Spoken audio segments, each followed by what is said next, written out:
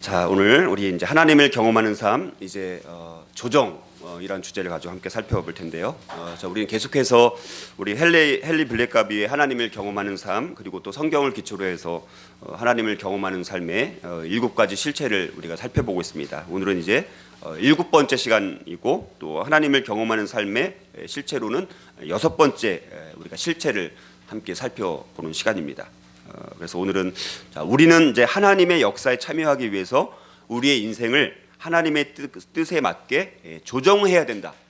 자, 이 조정이라는 굉장히 중요한 주제를 우리가 함께 살펴보고자 합니다. 자, 여러분들, 우리는 보통 하나님께서 우리에게 어떤 말씀을 주시면 좋겠다라는 것을 참 사모하고 참 하나님의 말씀을 참 들으면 좋겠다라는 그런 생각들 참 많이 갖습니다. 자, 그러나 이제 문제는 뭡니까? 하나님의 말씀을 듣기는 원하지만 우리의 인생을 하나님의 뜻에 맞게 조정을 하는 데는 별로 관심이 없어요. 하나님께서 나에게 무엇인가 말씀을 해주면 좋겠다라는 바람이 있지만, 하나님께서 사실 여러 모양으로 이미 말씀하고 계신데 그 말씀대로 내 삶을 하나님께로 조정하는 데는 전혀 관심이 없다는 것이 우리의 문제라는 것이죠. 자, 그래서 하나님께서 어떤 사람에게 말씀하시고 또 그 사람을 통해서 하시고자 하는 일을 말씀하실 때는 반드시 조정이라는 것은 선택이 아니라 필수였다는 사실을 우리가 기억을 해야 하는 것입니다. 한 사람에게 하나님께서 말씀하실 때 그의 인생을 하나님께로 조정해야만 된다라는 것입니다. 그리고 조정이 끝난 뒤에야 비로소 하나님은 그 사람을 통해서 하나님 자신의 목적을 성취를 하시게 되는 것입니다. 자, 우리의 믿음을 표현하는 데 따르는 행동 중에 하나는 하나님께로 우리 자신을 초청하는 거예요. 내가 정말 믿음이 있다라는 것은 내가 하나님께 우리 자신을 조정하는 것을 뜻합니다. 하나님을 따른다는 것은 항상, 또 우리 심지어는 우리의 주위 사람들에게까지도 때로는 비싼 대가를 요구하는 조정을 필요로 한다는 사실입니다. 자, 이렇게 하나님과의 연합은 우리의 일상적인 삶에 아주 획기적이고 대대적인 조정을 요구하게 됩니다. 자, 오늘 읽었던 우리 출애굽기 4장 19절에서 20절 말씀을 보면 모세는 하나님의 역사에 참여하기 위해서 그의 인생을 하나님의 뜻에 맞도록 큰 엄청난 조정을 하게 됩니다. 그래서 모세는 자기 인생을 하나님께로 향하도록 조정을 하게 되어집니다. 모세는 특별히 하나님께서 하시겠다라고 말씀하신 모든 것을 다 하실 수 있다라는 믿음을 가지고 그의 직업을 버리고 또 처가를 버려두고 애굽을 향해서 하나님께서 말씀하신 대로 떠나게 되어집니다. 자, 이렇게 삶을 조정한 후에야 모세는 하나님께 순종할 수 있는 자리에 설 수 있게 되었다는 것이죠. 그러나 그것이 모세가 하나님을 위해서 무언가를 자기 힘으로 혼자 해보겠다라는 그런 뜻은 결코 아니었습니다. 그것은 모세가 하나님이 이미 일하고 계신 곳으로 간다는 뜻이고, 또 그 결과로 인해서 하나님이 처음부터 계획하신 목적을 이룰 수 있게 되었다라는 뜻을 우리에게 말씀해 주고 있습니다. 모세는 하나님께서 빚으실 수 있는 하나님의 종으로서 그분이 선택하시는 대로 쓰임 받고자 하나님의 손 안에 머물러 있었다는 것이죠. 우리가 중요한 것은 하나님의 손 안에 머물러 있는 것이 중요합니다. 하나님의 손 안에 머물러 있어야지 우리가 쓰임을 받는데, 하나님의 손 안에서 벗어나게 되어지면 우리가 쓰임을 받을 수가 없게 되는 것이죠. 그리고 하나님의 손 안에 모세가 머물러 있을 때 하나님은 모세를 통해서 하나님의 목적을 이루셨다는 거예요. 그 목적이 뭡니까? 고통받는 이스라엘 백성들을 애굽으로부터 약속의 땅 가나안 땅으로 가게 만드는 그 하나님의 뜻을 모세의 순종을 통해서, 모세의 삶을 조정을 통해서 그 일이 이루어진 것을 우리가 보게 됩니다. 자, 이렇게 우리가 일단 하나님이 어디서 일하고 계신지를 알면 우리는 우리의 인생을 하나님께서 역사하고 계신 곳으로 조정하고 동참할 수 있어야 하는 것이죠. 자, 그리고 바로 이 지점이 하나님을 경험하는 기회를 놓치게 되는 두 번째 주된 전환점이 되는 것이죠. 하나님을 결정적으로 경험할 수 있는 기회가, 우리가 삶을 조정할 때 하나님을 경험할 수 있는 좋은 결정적인 기회가 되는데, 거기서 우리가 조정하지 못하고 그냥 내가 있는 그 자리에 그냥 머물러 있다 보니까 조정을 못하고, 그러니까 하나님을 경험할 수 있는 기회를 놓치게 되는 것이 우리 가운데 너무나 많다는 거예요. 첫 번째 전환점은 언제입니까? 믿음의 갈등. 자, 믿음의 갈등이 있을 때 그 갈등 가운데 갈등을 극복하지 못하고 갈등이라는 산을 넘지 못하니까 첫 번째 전환점이 되는 믿음의 갈등의 자리에서 우리가 하나님 앞에 우리가 믿음으로 반응하지 못합니다. 믿음이라는 것은 우리가 행동으로 표현되는 것이죠. 행동으로 옮기지 못한다는 것이죠. 그런데 두 번째로 우리가 경험하지 못하는 것이 우리의 삶을 하나님께로 조정해야 될 때 조정하지 못함으로 인해서 하나님을 경험할 수 있는 결정적인 기회를 놓치게 된다는 것이죠. 근데 우리의 삶을 하나님께 조정하지 못하면 문제는 뭐냐면 순종을 하지 못하게 돼요. 우리 삶이 조정돼야지 실질적으로 순종을 하게 되어지는데 조정의 단계를 거치지 않고 순종의 단계를 거칠 수가 없습니다. 자, 그래서 굉장히 중요한 것은 우리가 조정을 하기로 결단해야지만 우리가 순종의 단계로 갈 수 있다는 것이죠. 그리고 순종을 할 때에야 비로소 진짜 하나님의 뜻을 이루게 되어지고 하나님의 목적을 성취하게 되어지고 그때서야 진짜 참되신 살아계신 하나님을 경험할 수 있게 되는 것이죠. 다시 정리를 한번 해보면, 자, 우리가 지난주에 살펴보았던 것처럼 하나님을 경험하는 삶의 7가지 실체 중에 5번째 실체에 우리가 지난주에 살펴봤습니다. 그렇죠? 하나님의 부르심은 항상 우리를 믿음의 갈등으로 몰아넣고 결단과 그에 따른 행동을 요구한다는 것을 우리가 지난주에 살펴봤습니다. 자, 그래서 우리가 일단 하나님을 믿고 나면 우리의 행동이 우리의 믿음을 나타낸다는 거예요. 그래서 우리가 믿음의 갈등에 부딪히게 될 때 우리의 반응은 먼저 믿음의 행동을 요구하게 된다는 거예요. 그러니까 믿음이라는 것은 반드시 행동을 통해서 표현되는 거예요. 자기는 믿음이 있다라고 해요. 나는 대단한 믿음이 있다라고 말은 하는데 행동으로 나타나거나 표현되지 않는다라면 그 믿음은 죽은 믿음이 된다는 거예요. 근데 오늘날 많은 그리스도인들이 믿음이 있다라고 말은 하지만 그것이 행동으로 옮겨지지 않는 것을 우리가 보게 됩니다. 그리고 믿음의 결단으로 인한 행동 중에 하나가 뭐냐? 그것이 바로 조정이라는 거예요. 자기가 믿음의 갈등을 통해서 이제는 내가 믿음을 행동으로 표현해야 되잖아요. 근데 그때 첫 번째 하는 것이 뭐냐? 조정이라는 거예요. 조정. 내 삶을 조정하는 거예요. 하나님의 뜻에 맞게. 하나님의 목적을 이루기에 합당하게 내 삶을 조정하는 거예요.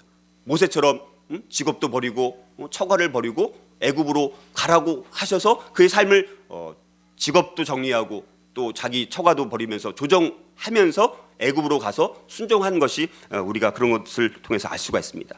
자, 그래서 첫 번째는 믿음의 행동 중 믿음이 행동으로 표현되는 것 중에 하나가 조정이고 또 하나는 뭐냐? 그것이 이제 순종이라는 거예요. 그러니까 믿음의 행동의 두 가지 결과물이 나오는 게 뭐냐? 조정과 이 순종이라는 두 가지 결과물로 나올 때 그게 정말 믿음의 결과고 믿음의 열매이고 그것이 믿음을 행동으로 나타내고 표현했다라고 우리가 말할 수가 있다는 것이죠. 그러니까 조정을 하지 않고는 순종으로 들어갈 수가 없는 거예요. 자, 그래서 우리 조정과 근데 문제는 뭐냐면 여러분 조정과 순종이라는 것은 쉬운 게 아닌 이유가 뭡니까? 거기에는 뭐예요? 반드시 조정과 순종에 뭐가 따라요? 값비싼 대가가 따른다는 거예요. 그러니까 그 대가를 보니까 내가 감당하기 너무 힘든 거예요. 너무너무 부담스러운 거예요. 그냥 내가 있는 자리에 머물러 있으면 그냥 뭐 큰 문제 없이 돌아가는 것 같아요. 그런데 어떤 믿음의 갈등을 통해서 내가 조정하고 순종하려고 하다 보니까 거기에 따른 값비싼 대가를 보니까 엄두가 안 나는 거예요. 그래서 거기서 다 무너지고 실패하는 것을 보게 됩니다.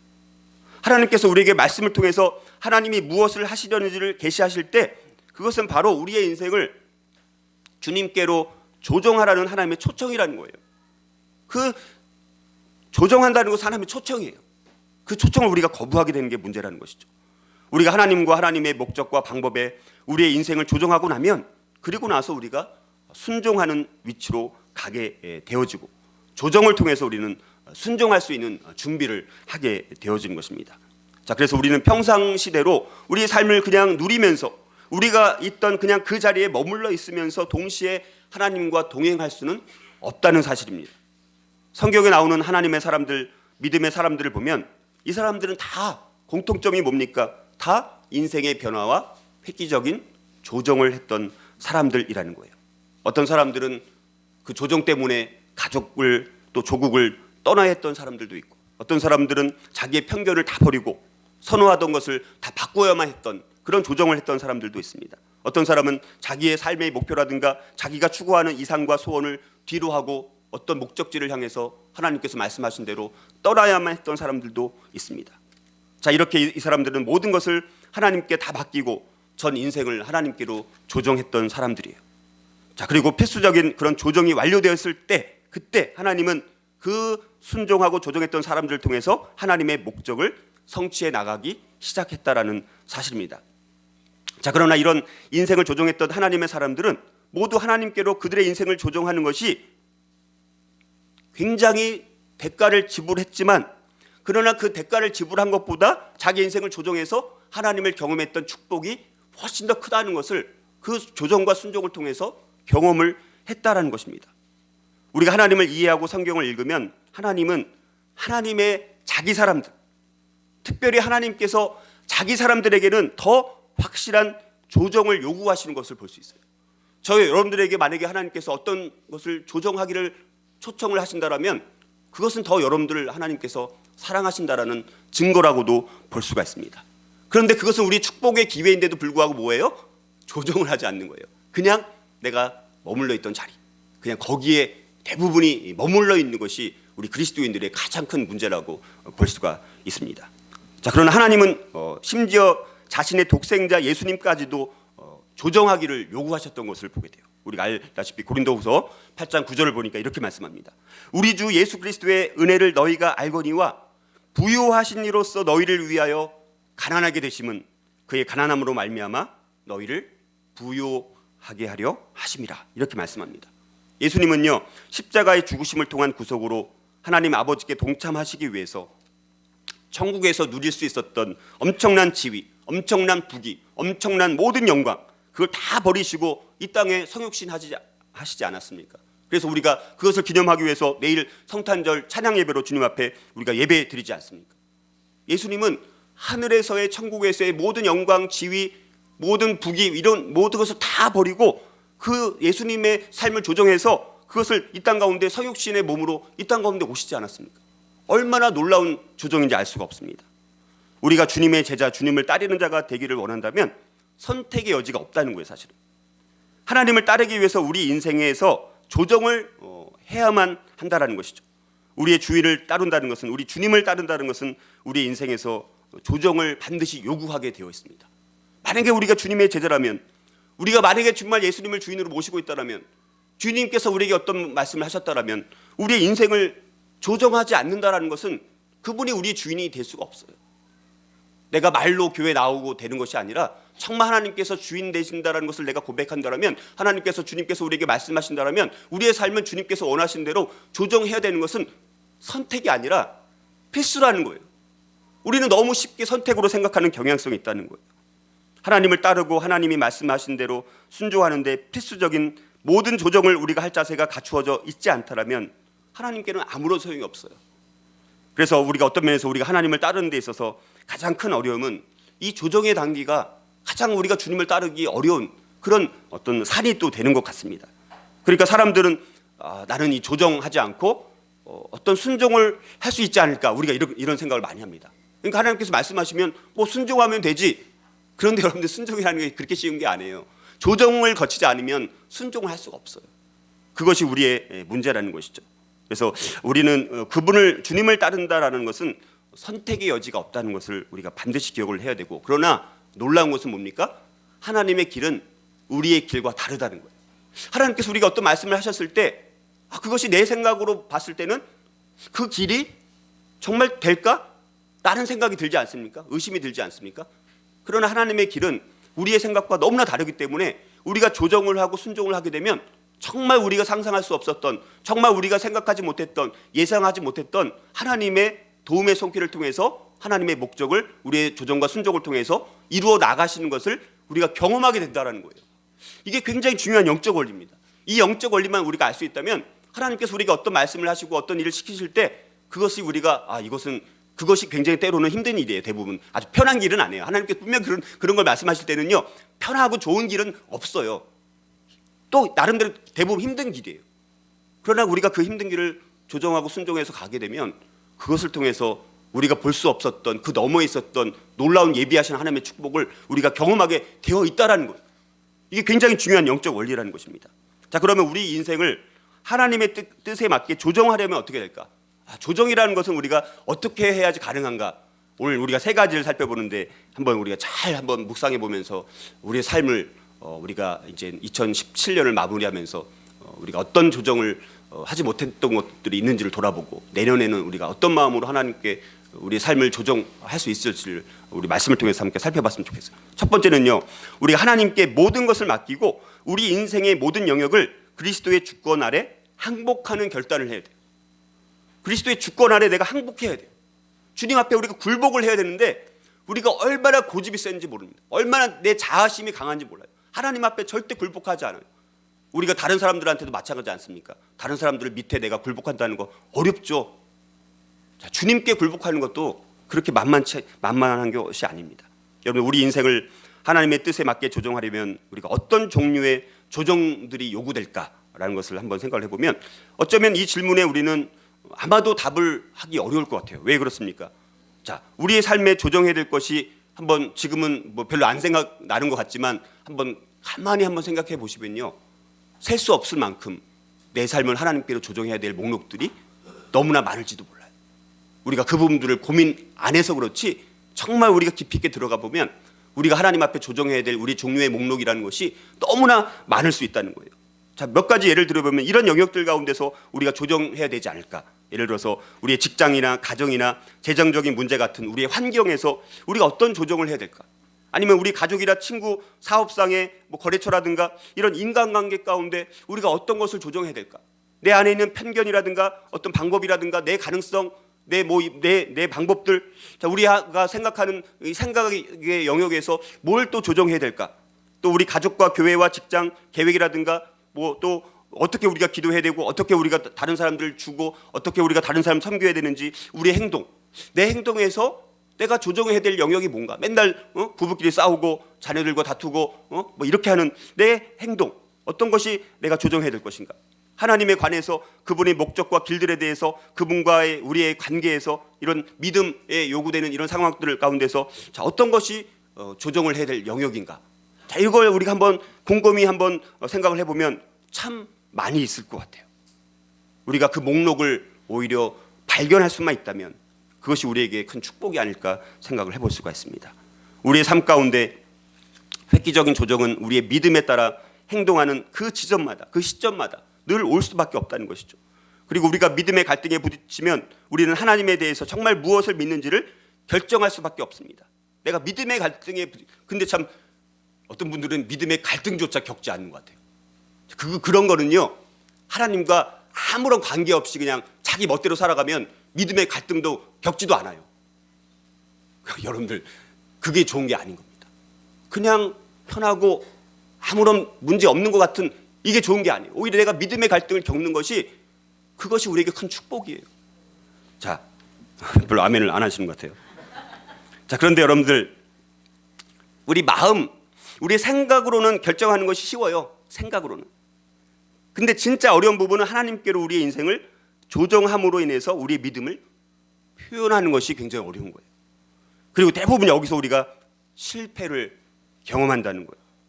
자, 그런데 참 아이러니컬하게도요, 하나님은 자주 우리가 한 번도 생각해 본 적도 없거나 그리고 과거에는 열려 있지 않았던 영역에서 조정을 요구하신다는 사실이 굉장히 특이한 또 하나님 일하시는 방법이에요.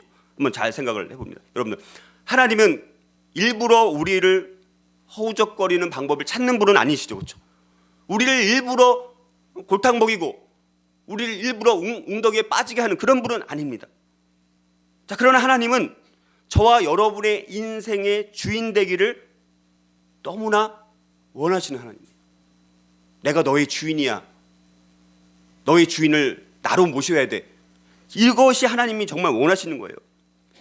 자, 그런데 자, 우리는 꼭 기억해야 될 게 뭐냐?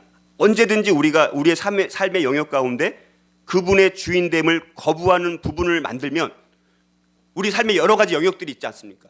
그 중에 어떤 부분을 하나님의 주인 되심을 거부하는 그 부분, 그 영역을 만들면 하나님이 어디를 공격합니까? 공격한다는 말이 좀 그렇긴 한데 하나님은 그곳을 항상 공격을 하세요. 우리의 취약된 부분, 절대적인 항복을 하지 않은 영역들이 있어요. 우리 삶의 영역 가운데. 그렇죠? 여러분들 아마 돌아보면 내가 이 부분만큼은 내가 꼭 쥐고 있는 것이 있다는 거예요. 하나님 앞에 전적으로 내가 위탁하지 못하고 하나님의 주인 되심을 고백하지 못하는 내 삶의 일정한 영역이 있는데 하나님은 그 영역을 집중적으로 공격을 하시게 돼요. 그러니까 우리가 어떻게 돼요? 고난이 힘든 거죠. 왜냐하면 내가 그걸 내려놓지 않고 그 부분을 내가 갖고 있는데 그 부분까지 하나님께서 달라고 하니까 내가 거기서 갈등을 겪게 되어지고 그 부분을 안 드리려고 싸우는 거야. 하나님과 막 싸우는 거야. 이 부분은 하나님께 못 드리겠어. 하나님 다 드리지만 내가 이 부분만큼 하나님께 못 드리겠어요. 그것이 물질로 보이는 물질이 될 수도 있고, 내가 누군가의 관계에서의 문제일 수도 있고, 그거는 굉장히 다양한 영역들이 있을 수 있다는 거예요. 근데 하나님 항상 거기를 공격해 하세요. 우리의 그 아킬레스건이 되는 그 부분을 공격합니다. 그때 우리가 굉장히 큰 갈등을 겪게 되어지고 자기는 고난이라고 생각하고 되게 힘들다고 우리는 받아들이지 않습니까? 그런데 중요한 것은 하나님은 사랑이시지 않습니까? 하나님의 백성들을 사랑하시고 하나님께서 택하신 백성들은 끝까지 책임지는 분은 아닙니까? 하나님께서 우리에게 그래서 어떤 것을 조종하라고, 내가 그래 너 그거 참 조종하기 힘들지, 그러나 이번 한 번만큼은 나에게 그것을 조종해 주지 않겠느냐? 너의 갖고 있는 그 영역을 나한테 완전히 주지 않겠느냐? 하나님께서 우리에게 그렇게 말씀하시는 것은 그 부분을 우리가 넘기면, 그 하나님 앞에 완전히 의탁드리지 못했던 그 영역을 넘기면 그 다음에 하나님께서 한 걸음 한 걸음 더 놀라운 축복의 길을 분명히 예비하시고 계시다는 거예요. 그래서 우리를 사랑하시기 때문에 조정하라는 거지, 너희들이 웅덩이에 빠져서 거기에서 칠퍽거리고 힘들고 그렇게 하기 위해서 우리를 그렇게 조정하라고 요구하는 게 아니라는 거예요. 우리가 하나님이 어떤 분인지를 알아야 돼요. 그것이 굉장히 중요합니다. 그래서 우리가 얼마큼 하나님께서 우리에게 조정을 요청하실 때 얼마큼 빨리 조정하느냐에 따라서 우리의 인생과 우리의 미래가 달라질 수 있다는 거예요. 내가 만약에 우리의 삶이 그 하나님께서 요청하시는 것을 조정하지 않는다면 우리의 인생과 미래 물론 그냥 가긴 갈 겁니다. 하지만 그냥 그 자리에 머물러 있으면서 아마도 큰 변화 없이 그냥 그 자리에서 늘 머물러 있을지도 몰라요. 하나님은 그곳에 그냥 머물러 있기를 원하시는 분이 아니라요. 거기를 계속해서 넘어가고 그래서 더 놀라운 하나님과의 깊은 관계, 친밀한 관계, 하나님의 그 놀라운 축복들, 영적인 축복들, 자, 그것들을 경험하면서 우리가 살아가는 것이 얼마나 우리 큰 풍성한 영적인 축복인지 알 수가 없다는 거예요. 그것을 우리가 경험하지 못하고 산다는 것은 내가 그리스도인으로서 살아가는 축복들을 다 걷어차는 거예요. 얼마나 많은 그리스도인들이 그 축복들을 걷어차는지 알 수가 없습니다. 그래서 우리가 조정을 반드시 해야지만 그 다음에 순종을 통해서 하나님께서 우리를 통해서 일하시는, 성취하시는 그것을 통해서 놀라운 하나님의 일하심을 우리가 경험하게 되어 가는 것이다 라는 것이죠. 그러나 중요한 것은 우리가 그것이 물론 힘들지만 하나님의 주권에 우리가 모든 것을 순복시켜서 조정해 나갈 때, 그러나 그것이 나중에는 이게 얼마나 큰 축복이구나, 얼마나 값어치 있는 것이구나, 오히려 순종하고 났을 때 그때서야 그 놀라운 값어치를 그때서야 알게 된다는 거예요. 우리가 그 과정 가운데는 잘 몰라요. 사실은 그냥 약간 힘들죠. 부담스럽고. 자, 그러나 우리가 그것을 넘어갔을 때 우리가 그것을 경험하게 되어지고, 중요한 것은 우리가 모든 것을 그리스도의 주권 아래 항복하는 것이 중요합니다. 우리의 삶의 영역에서 여전히 아직도 그리스도의 주권 아래 내가 항복하지 않은 것들이 있다면, 그리고 어쩌면 여기 계신 분들 가운데 한 번도 나는 하나님께 모든 것을 맡기고 그리스도의 주권 아래 내가 항복하는 결단과 결정을 한 번도 안 한 분들도 있을지도 몰라요. 제가 봤을 때 여러분들이 그것을 경험하지 못했다라면 내 자기를 부인하고 내 권리를 포기하고 내 자아를 완전히 내가 내려놓는 그 하나님 앞에 내 주권을 완전히 올려드려서, 하나님 제가 주인이 아니라 우리 그리스도가 저의 참된 주인이고 왕이시고 나의 구주십니다, 내 주권을 주님 앞에 올려드리고 하나님께서 말씀하시는 대로 제가 하겠습니다 라는 결단과 그 결정과 그 항복이 경험되지 않고서는 하나님을 절대 경험할 수가 없다는 거예요. 누가복음 그래서 9장 23절에 이렇게 말씀하지 않습니까? 또 무리에게 이르시되 아무든지 나를 따라오려거든 자기를 부인하고 날마다 제 십자가를 지고 나를 따를 것이니라 라고 말씀하지 않습니까? 저 여러분들의 인생 가운데 하나님 앞에 우리의 인생을 조정하기 위해서는 자기를 부정하고 자기를 부인하고 권리를 포기하고 내 모든 주권을 주님 앞에 맡긴 위탁한 그 경험이 없이는 조정이라는 것은 불가능하다는, 저와 여러분의 인생 가운데 다시 한번 내 모든 영역을 하나님 앞에 드립니다. 주님의 주권 앞에 내가 굴복합니다. 하나님께서 말씀하시면 제가 정말 예하고 충성스럽게 따르겠습니다라는 하나님 앞에 결단, 그 결정, 그 고백이 정말 이 시간 여러분들 마음 가운데 있기를 주님의 이름으로 축복합니다. 우리 인생을 하나님의 뜻에 맞게 조정하려면 또 어떻게 해야 될까요? 두 번째는요, 우리 자신뿐만 아니라 우리 주위 사람들도 기꺼이 조정과 순종의 값비싼 대가를 치르고자 해야 한다는 거예요. 또 대가를 치러야 되는 게 이게 또 어려운 것입니다. 우리가 있던 자리에 계속 머물러 있으면서 우리는 결코 하나님과 동행할 수가 없다는 거예요.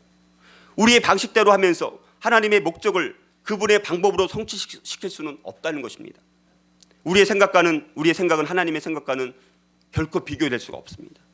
하나님의 일을 하기 위해서 우리 인생을 하나님과 하나님의 목적과 길로 조정을 해야 하는 것입니다.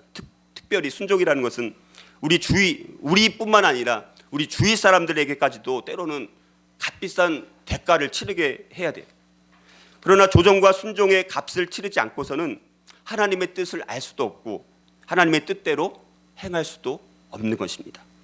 하나님의 뜻을 따르는 데 있어서 내가 기꺼이 값을 치르려는 것이 우리 인생 가운데 이 조정이라는 영역이라는 거예요. 그래서 요한복음 6장 66절 말씀 보니까 제자 중에서 많은 사람이 떠나가고 다시 그와 함께 다니지 아니하더라. 많은 무리들이 예수님을 따라다녔어요. 예수님을 따라다녔더니 뭔가 좋은 것들이 많이 있어요. 그러나 예수님께서 말씀하신 걸 가만히 들어보니까 이거는 쉬운 길이 아닌 거예요. 그러니까 많은 사람들이 다 어떻게 해요? 다 떠나갑니다. 다. 심지어 나중에 12제자들까지도 예수님을 버리지 않았습니까? 이분 따라갔더니 별거 없네. 고난만 있네. 십자가의 길이라고 하고 맨날 고난 받아야 된다고만 말씀하시지 축복이란 말씀은 거의 안 하고 소용없어. 다 사람들이 떠났다는 거예요. 자, 그러나 우리가 그분과 우리가 함께 따라간다라고 말하면서 내가 기꺼이 내 삶을 조정하거나 순종한다라는 이 값을 치르지 않고는 대가를 지불하지 않고는 결코 우리 하나님의 목적과 하나님의 뜻을 성취시키는 것은 불가능한 거예요. 그건 절대 있을 수가 없는 일입니다. 자, 그래서 우리 사도행전 9장 1절에서 25절을 보면 우리가 아는 바울이라는 사람, 사울이었죠. 자, 사울이 예수님을 따르기 위해서 어떤 조정, 어떤 값을 치렀는지를 사도행전 9장에 아주 잘 나와 있습니다. 자, 바울이든 이 사울은 예수님을 만나고 나서 그가 가고 있던 방향에서 완전히 180도 돌이킨 사람이 사도 바울 아닙니까? 바울의 변화를 보면 원래 바울은 어떤 사람이냐면 그리스도인들을 붙잡으러 다메섹이라는 곳에 가다가 거기서 예수님을 만나서 어떻게 됩니까? 그리스도인들을 붙잡으러 갔다가 그리스도께 붙잡힌 삶을 살았어요. 또 바울은 어떤 삶을 살았냐면 예수님이 메시아이고 그리스도라는 그 메시지를 제거하기 위해서 핍박하기 위해서 그렇게 했다가 오히려 나중에 어떻게 됩니까? 예수가 메시아이고 그리스도라는 것을 증거하는 메신저의 삶을 살았던 것을 보게 돼요. 그리고 바울은 그리스도인들을 박해하는 자였다가 그리스도인들과 함께 박해받는 자가 되었던 사람이 사도 바울이라는 사람입니다. 그러니까 바울의 인생을 보면 죄인의 삶과 그리스도인들을 핍박하던 자리에서 예수님께서 그리스도이심을 선포하는 자리 증인의 삶으로 바뀐 인생을 살았습니다. 자, 이렇게 우리가 하나님은 우리의 계획과 방향에 있어서 조정이 요구되는 여러 길들로 우리 주님을 따르기를 하나님은 원하신다는 것입니다. 바울에게도 그 조정이라는 것은 값비싼 대가를 치르는 것이었다는 것이죠. 심지어 바울은 유대인들로부터 목숨의 위협을 받는 것까지 감수해야 했던 삶을 살게 됩니다. 우리도 마찬가지로 우리가 해야 할 조정이란 것도 반드시 값비싼 대가를 요구한다는 사실입니다. 우리가 하나님의 뜻에 순종하는 것은 때로는 박해든 반대든 오해를 우리가 받게 되어 있습니다. 고린도후서 11장을 우리가 보게 되면 바울이 예수님을 따르고 순종하는 데 치렀던 그 대가가 무엇인지를 우리에게 잘 보여주고 있어요. 바울은 예수님에 대한 순종으로 인해서 심한 고통을 겪었어요. 수없이 매를 맞고 감옥에 투옥되는 것들이 한두 번이 아니었습니다. 그래서 바울은 그 고통이 너무 심하다 보니까 한 서신서를 이렇게 매듭짓고 있어요. 갈라디아서 6장 17절 보면 내가 내 몸에 예수의 흔적을 지니고 있노라. 얼마나 고통이 많았는지, 얼마나 그 상처가 많았는지, 내 몸에 예수의 흔적을 내가 지니고 있다. 내가 박해를 받고 고문을 받고 투옥되어지고 매질을 맞고 그 상처, 그 흉터들이 내 예수의 흔적이 내 몸에 너무나 많다라는 것을 그렇게 고백하지 않았습니까? 바울은 그리스도를 위해서 병으로 고달프고 맹수들로부터 공격을 받기도 하고 수많은 괴로움을 받기도 하고 매질을 수많이 받기도 하고 얼마나 그 고통이 많이 있었는지 알 수가 없다는 것이죠. 바울은 어쩌면 주님의 뜻을 행하기 전에는 이런 고통, 이런 핍박 받을 필요가 없었습니다. 할 필요도 없었죠. 그러나 이렇게 순종을 했을 때 오히려 비싸게 대가를 지불할 수밖에 없는 그런 삶을 산 것을 보게 됩니다. 마찬가지로 우리도 예수님에 대한 조정과 순종 역시 값비싼 대가를 요구한다는 사실을 우리는 반드시 기억을 해야 돼요. 자, 거기에다가 우리가 하나님의 뜻을 행하려고 조정하는 데 있어서 가장 힘든 요구 중에 하나는 나만 대가를 지불하면 되는데, 문제는 뭡니까? 우리 주위 사람들까지도 값비싼 대가를 치를 수밖에 없다는 사실이 우리를 힘들게 만들고 우리를 조정하지 못하게 만들고 우리를 순종하지 못하게 만든다는 거예요. 출애굽기 5장 1절에서 21절을 보면 모세가 하나님 부르심 앞에 순종해서 이제는 애굽으로 가서 이스라엘 백성들을 가나안 땅으로 이끌기 위해서 이제 지도자 역할을 하게 되어집니다. 자, 그랬더니 말도 안 된다고 하면서 애굽 왕 바로가 어떻게 합니까? 오히려 이스라엘 사람들을 더 힘든 노동을 더 시키는 거예요. 그리고 거기 이스라엘 백성들의 또 이런 중간 지도자들, 이런 사람들도 매를 때리고 더 많은 고통을 받게 하지 않습니까? 그러니까 모세가 순종을 했더니 이스라엘 백성들 전체가 더 심한 고역을, 노동의 심한 고충을 더 받게 되어지는 것을 보게 됩니다. 그러나 여러분들, 그것이 계속된 건 아니죠. 어찌됐든 그럼으로 인해서 그런 고난을 받고 이스라엘 백성들 전체가 힘든 시간들을 보냈지만, 그러나 그것을 통해서 이스라엘 백성 전체가 한 사람도 죽임당하지 않고 가나안 땅으로 가게 되어지는, 물론 홍해를 건널 때 한 사람도 빠지지 않고 한 사람도 죽지 않고 이렇게 탈출을 했던 것을 우리가 보지 않습니까? 여러분들, 저도 마찬가지였습니다. 저도 마찬가지로 제가 하나님 앞에 목회자로 부르심 받았을 때 저 개인의 부르심만이 아니라는 거예요. 제가 목회자로 부름 받으니까 제가 직장을 그만둬야 되지 않습니까? 그러면 그 비싼 대가를 누가 또 치러야 되는 거예요? 저희 아내. 저희 아내는 옛날에 피아노 학원을 했었어요. 처음에 결혼하고 이제 잠시 그만뒀었는데 아기 낳고, 제가 목회자로 이제 헌신하니까 어떻게 돼요? 제가 돈을 못 버니까 저희 집사람이 피아노 학원을 다시 할 수밖에 없었어요. 그때 참 제 마음 아픈 것 중에 하나가, 제가 신학대원 들어갈 때 저희 둘째가 태어났어요. 시온이가 태어났어요. 근데 이제 우리가 충분히 모유를 수유해서 이제 젖을 먹이고 이제 일을 해야 되는데, 그때 이제 어렵다 보니까 이 모유를 일부러 중단시켜야 되는 약을 먹고 이렇게 피아노 학원 강사로 하면서, 원장을 하면서 자기가 또 운전까지 하면서 굉장히 힘든 시간들을 보냈어요. 저의 순종, 조정, 그것이 우리 아내에게는, 저희 자녀들에게는 오히려 큰 대가 지불이 있을 수밖에 없다는 거예요. 그러나 그것이 고통만이 있는 것은 아닙니다. 지금 돌아보면 우리가 시편 126편 6절에 이런 말씀이 있지 않습니까? 울며 씨를 뿌리러 나가는 자는 반드시 기쁨으로 그 곡식단을 가지고 돌아오리로다. 자, 그 순종이 있었기 때문에 그때는 너무너무 힘들었죠. 마음이 아프고 고통스러웠지만 돌아보면 오히려 그것을 통해서 더 놀라운 하나님의 영적인 축복들을 저와 우리 가족들이 경험하고 있다는 것, 우리가 이것을 반드시 기억을 해야 된다는 것입니다. 우리는 언제든지 하나님이 우리를 값비싼 믿음의 모험으로 불러내실지도 모른다라는 늘 마음의 준비를 하고 있어야 돼요. 전혀 내가 마음의 준비를 안 하고 있으면 하나님께서 나를 불러주시는지도 몰라요. 우리는 영적 분별력이 없다 보니까 늘 하나님께서 나에게 어떤 또 믿음의 모험의 여정의 길로 인도하실까, 우리가 사실 거기에 대한 기대감이 있어야 돼요. 하나님 왜 또 저를 또 불러주세요? 저는 그냥 여기가 좋습니다. 하지만 언제든지 하나님께서 우리를 믿음의 갈등으로 불러주시지만 그 믿음의 갈등이 믿음의 모험이라는 생각을 가져야 돼요. 믿음의 모험. 우리가 모험할 때 좀 기대감으로 모험하지 않습니까? 그렇지 않나요? 우리 모험이라는 것은 우리가 기대감을 갖고 힘든 여정이지만 거기서 어떤 일이 벌어질지 기대하면서 우리가 모험 여정 그렇게 떠나지 않습니까? 마찬가지로 우리의 믿음의 모험도 그런 기대감으로 우리가 바라보고, 언제 하나님께서 나를 또 어떤 일로 불러주실지 우리가 늘 그렇게 준비를 하고 있어야 된다는 거예요. 하나님이 정말 값비싼 헌신으로 우리를 부르실 때 우리는 예 주님 이렇게 반응할 수 있어야 돼요. 어떤 분들은 나 이제 교회 나온 지 얼마 안 되는데 너무 시기상조 아닙니까? 벌써부터 얼마 안 나오는데 저에게 왜 이런 또 부르심이 있으면 어떻게 합니까? 그럴지도 몰라요. 하지만 그리스도의 주권이라는 것은 바로 그거예요. 내가 주님을 믿는다라는 것은 천천히 이것이 아닙니다. 우리가 예수님을 믿는 순간 삶이 180도 바뀌는 것을 우리가 정말 경험할 수만 있다면 그것이 얼마나 좋을까라는 생각을 갖습니다. 우리는 하나님이 우리를 무엇으로 부르실지를 아는 것과 상관없이 하나님이 값비싼 헌신으로 우리를 부르실 때 아니요, 그거 너무 비쌉니다, 저는 할 수 없어요 라는 대답이 아니라 예 주님, 제가 그 길을 모르지만 그리고 하나님께서 말씀하신다면 제가 순종하고 가겠습니다 라는 대답이 우리의 대답이 되어야 됩니다. 그때 우리가 하나님의 영적인 축복들을 경험하게 되는 것입니다. 주님이 항상 우리를 어떤 일을 말씀하시든지 우리의 대답은 네 주님, 이런 대답이 우리 주님이 되어야 됩니다. 아니요라는 대답이 아닌 예라는, 주님께는 무조건 예라는 대답만 우리가 해야 돼요. 나에게는 아니요.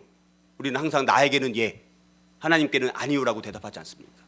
그것이 아니라 내 자신에게는 아니요, 주님께는 네, 이것이 우리가 대답해야 될 우리의 태도라는 것이죠.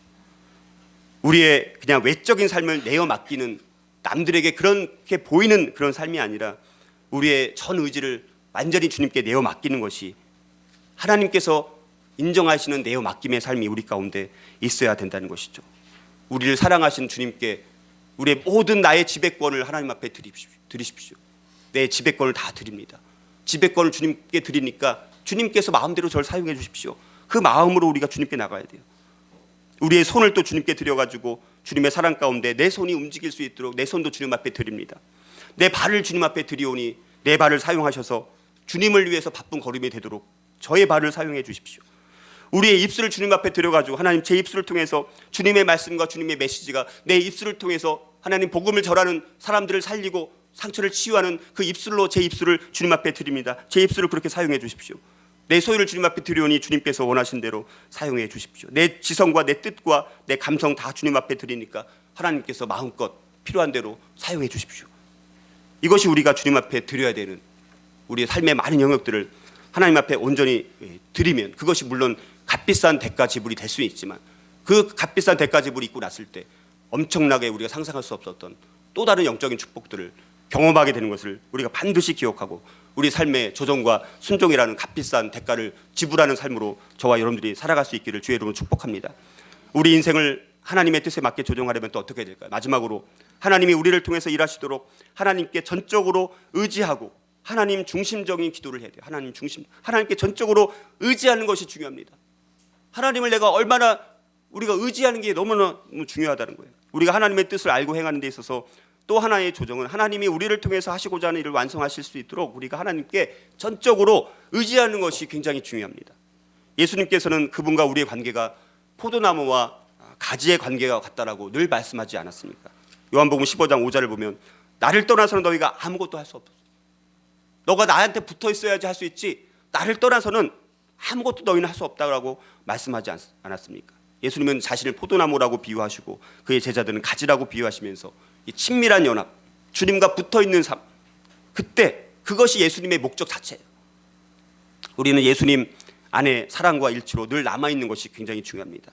우리가 하나님의 종일 때 우리는 하나님이 우리를 통해서 그분의 일을 완성하실 수 있도록 그분과의 친밀한 관계 안에 반드시 머물러 있는 것이 필수예요. 필수. 주님 손에 머물러 있지 않으면 그 어떤 것도 우리가 많은 일들을 하는 것 같지만 그것은 하나님 나라와 전혀 관계없는 그냥 인간의 일로 끝날 수 있는 확률이 너무나 많다는 사실입니다. 우리는 하나님께만 의지할 수 있어야 돼요. 조정이란 우리의 능력, 우리의 기호, 우리의 목적에 따라 하나님을 위해서 일하는 태도가 아니라 하나님께 대한 하나님의 역사, 하나님의 자원, 거기에 대한 전적인 의뢰와 의지와 의탁을 말하는 거예요. 그래서 우리가 역대하 7장 14절에 보면 거기 부흥에 관련된 말씀이 나옵니다. 그러면서 내 이름으로 일컫는 내 백성이 그들의 악한 길에서 떠나 스스로 낮추고 기도하며 내 얼굴을 찾으면 내가 그 땅을 너희에게 고쳐주겠다라고 말씀하셨거든요. 거기에 우리의 삶이 어떻게 바뀌어야 되는지를 말씀합니다. 거기 보면 자신을 우리 내세우는 삶에서 하나님을 내세우는 삶으로 우리가 전환되어야 된다고 말씀해요. 우리는 나를 내세우지 않습니까? 그것이 아니라 하나님을 내세우라는 거예요. 자신을 섬기는 삶에서 하나님께로 돌이키는 삶을 살라는 거예요. 자신을 의지하는 삶에서 하나님을 의뢰하는 삶을 살라고 말씀합니다. 자기가 이끄는 삶에서 하나님의 지시를 받는 삶으로 우리의 삶이 방향 전환될 것을 말씀하고 있어요. 우리는 내가 이끌지 않습니까? 하나님께 지시를 받는 삶이 우리가 가야 될 삶이에요. 우리가 막 마음대로 이끌어가는 삶이 우리 인생이 아니라는 거예요. 하나님이 우리 안에서 일하시지 않는 한 우리는 하나님 나라 열매를 맺는 일을 절대로 할 수가 없습니다. 우리가 예수님과 함께 못 바뀌었으므로 그분이 우리를 통해서 사시면서 그분의 목적을 그분의 은혜로 이루시게 되어 있습니다. 하나님은 무엇을 하시려고 목적하시면 그 일이 성취될 것을 반드시 보장하시는 분이에요. 하나님은 자신이 목적하신 일을 반드시 성취시키시는 분이십니다. 우리가 만약 하나님이 아닌 다른 어떤 것에 의지하고 있다면 하나님 나라에서의 실패를 이미 우리는 자처하고 있다라고 볼 수가 있습니다. 여러분들 한국교회에서 교회 성장과 관련된 많은 세미나가 있지 않았습니까? 지금은 많이 줄었어요. 왜냐하면 그 방법이 되는 게 아니더라고요. 어떤 교회에서 성공을 했어요. 어떤 교회에서 굉장히 그런 방법으로 부흥해가지고 5,000명에서 뭐 10,000명이 됐어요. 100명에서 뭐 500명이 됐어요. 그래가지고 그걸 가지고 막 세미나를 막 합니다. 그래서 여러 교회들이 거기 가서 따라가서 그걸 배워가지고 비싼 돈 내고 자기 교회에서 하니까 그게 돼야 안 돼요? 안 돼요. 그 방법은 그 교회에서만 통한 거예요. 우리는 우리만의 방법이 있다는 거예요. 우리도 마찬가지, 우리 교회도 마찬가지죠. 저도 그래서 옛날에 뭐 세미나 같은 걸 저는 굉장히 많이 들었었어요. 지금은 거의 이제 세미나를 이제 거의 안 가요. 왜냐면 그 방법 갖고 되는 게 아닌 것을 조금 경험했기 때문에. 물론 더 계속해서 지속적인 배움을 해야 되는 건 맞지만, 그러나 그 방법이 우리 교회는 안 맞고, 우리 교회에 맞는 것을 우리가 기도하면서 하나님의 음성을 받고 하나님의 지시를 받고, 우리 교회에 하나님께서 원하시는 거 뭔가 우리는 우리 교회 리더십과 같이 고민하고 같이 기도하면서 분별력 있게 찾아가는 것이 더 그것이 하나님께서 기뻐하시는 방법이더라고. 다른 방법, 다른 계획, 다른 프로그램, 다른 좋은 책, 다른 어떤 좋은 방법, 그걸로 되는 것이 아니라 그것이 오히려 성경은 영적 간음에 해당되는 거예요. 하나님만이 우리의 길을 인도하실 수 있고, 하나님만이 우리 교회가 원하시는 길을 아실 수 있고, 우리가 하나님 안에서 기도하면서 영적으로 분별력을 갖고, 그래서 우리가 하나님 중심적인 기도를 해야 되는 거예요. 내 뜻대로 이루어지는 기도를 하는 것이 아니라 하나님 중심적인 기도를 해야 되는 것이 그래서 중요하다는 거예요. 우리 교회는 앞으로 정말 그런 다른 어떤 인간적인 방법들을 동원해서 우리 교회의 부흥을 위해서 우리가 하나님 앞에 나가는 것이 아니라 정말 잠잠히 기다리고, 하나님께서 저뿐만 아니라 이것은 저에게만 주시는 말씀 갖고 절대로 되는 게 아니에요. 우리 각 성도들에게 하나님께서 주시는 음성들이 다 있습니다. 그것들이 우리 안에서 함께 한 몸을 이루어서 그것들이 함께 잘 모아지고 함께 공유되어지고, 그것들을 함께 분별력 있게 지혜롭게 그것 하나로 우리가 정리해 가면서 우리가 그 뜻을 쫓아갈 수만 있다면, 다른 어떤 세상에 있는 다른 어떤 교회에서 성공한 그 어떤 방법보다도 가장 좋은 길은 하나님께서 우리에게 직접 말씀하시는 하나님의 인도하심과 하나님의 음성에 따라서, 우리 교회 공동체에게 주신 하나님의 말씀에 따라서 우리가 그 길들을 믿음으로 쫓아갈 때, 그리고 우리의 삶을 조정하고 순종해 나갈 때, 하나님은 반드시 우리 교회를 통해서 일하실 하나님의 목적과 하나님의 뜻을 반드시 이루시게 되어 있다라는 것입니다. 그러기 위해서는 우리가 정말 한 분 한 분이 깨어서 기도하는 것이 얼마나 중요한지 몰라요. 우리 2018년도는 정말 우리가 여러분들이 기도의 자리로 많이 나오셨으면 좋겠어요. 여러분들이 기도 없이는 하나님의 뜻을 결코 행할 수가 없습니다. 그것은 내 마음대로 내가 하겠다는 뜻이에요. 말씀과 기도 없이는 우리가 어떻게 하나님의 음성을 결코 들을 수 없다는 사실을 기억하고, 우리가 보면 마가복음 11장 24절에 보니까 이렇게 말씀하지 않습니까? 그러므로 내가 너희에게 말하노니 무엇이든지 기도하고 구하는 것은 받은 줄로 믿으라. 그리하면 너희에게 그대로 되리라. 이 기도가 자기 중심적인 기도로 오해하면 어떻게 됩니까? 내가 내 마음대로 내가 기도해가지고 내가 원하는 것이 무엇인지 딱 정했어요. 이 자기의 기도 제목을 딱 정했습니다. 자기 마음대로. 그리고 이걸 위해서 이제는 그러면 받은 줄로 믿으라 이렇게 얘기하지 않았습니까? 그것을 가지고 자기 욕심, 자기 중심적인 기도 제목을 가지고 죽어라고 1년 내내 기도하면 뭐예요? 그 기도가 응답이 될까요? 응답이 혹시 될지라도 그 응답은 하나님이 기뻐하신 대로 응답하신 것이 아니라 오히려 그것은 하나님의 축복의 응답이 아닌 잘못된 엉뚱한 응답이 될 가능성이 매우 많다는 거예요. 하나님 중심적인 기도는요, 하나님이 우리의 주도권을 잡으셔야 되는 것이 굉장히 중요합니다. 그래서 우리가 그래서 하나님 앞에 듣는 것이 중요해요. 그래서 말하는 것보다 듣는 것이 왜 중요하냐면, 하나님께서 먼저 우리가 하나님 앞에 자기를 부인하고 하나님 말씀하십시오, 제가 듣겠습니다 라는 겸손과 낮아진 모습으로 주님 앞에 무릎 꿇고 나가면, 하나님께서 우리 가운데 하나님의 뜻대로 하고 싶은 어떤 것을 갈급하며 주시게 되어 있어요. 그걸 내가 깨닫게 되어 있어요. 반드시 하나님의 사람들은 영적인 존재이기 때문에 영적으로 분명히 분별하고 하나님의 음성을 들을 수가 있습니다. 분명히 그건 우리가 그것을 경험하지 않았다면 어쩌면 그리스도인이 아닐지도 몰라요. 내가 그리스도인이라는 것을 하나님께서 말씀하신 것을 들을 수 있게 되어 있어요. 그래서 하나님께서 나에게 갈급함을 주시는 거예요. 그리고 내 안에 계신 성령님께서 하나님의 뜻대로 그 갈급함을 가지고 기도하도록 나를 인도해 주십니다. 그것을 내가 인식할 수가 있어요. 그러면서 내가 그걸 기도하게 되면 그 안에 기쁨이 있고 평강이 있고 감사가 있고, 그 기도는 언젠가 반드시 하나님의 뜻에 따라 하나님의 방법대로 하나님의 타이밍에 그 기도 제목은 반드시 이루어지게 되어 있다는 거예요. 그래서 우리가 하나님 중심적인 기도를 하는 것이 얼마나 중요한지 모른다라는 사실입니다. 여러분들에게 어쩌면 기도도 때로는 대까지 부를 수도 있어요. 기도는 힘든 시간입니다. 힘든 자리가 기도예요. 내가 앉아서 무릎 꿇고 기도하는 것이 얼마나 고통스러운지 몰라요. 여러분들, 그러나 하나님께서 오늘 주신 말씀을 통해서 내가 기도의 자리로 하나님께서 불러주신다라고 말씀을 하십니다. 그 하나님의 음성을 들었다라면 정말 이제부터 남은 시간들 동안, 그리고 새해 기도의 자리로 여러분들이 순종하고 여러분들 삶을 시간을 조정하고 여러분들의 여러 가지 상황들을 조정해서 우리가 조정과 순종을 통해서 하나님의 놀라운, 정말 이전까지 경험해 보지 못했던 놀라운 영적인 축복들을 정말 2018년도는 여러분들이 정말 풍성하게 경험하는 우리 온사랑 지구촌교회가 되어서 저와 여러분들이 그런 풍성한 축복을 경험하고 또 앞으로 오시게 될 모든 분들이 그 축복을 함께 경험하는 정말 하나님의 놀라운 축복이 임하는, 하나님 임재하심이 정말 넘치는 우리 온사랑 지구촌교회가 될 수 있기를 주의 이름으로 축복합니다. 우리